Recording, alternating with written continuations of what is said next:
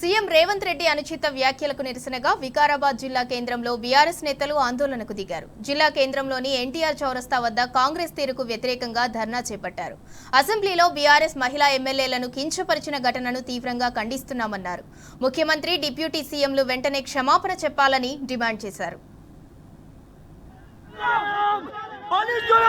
చెప్పాలి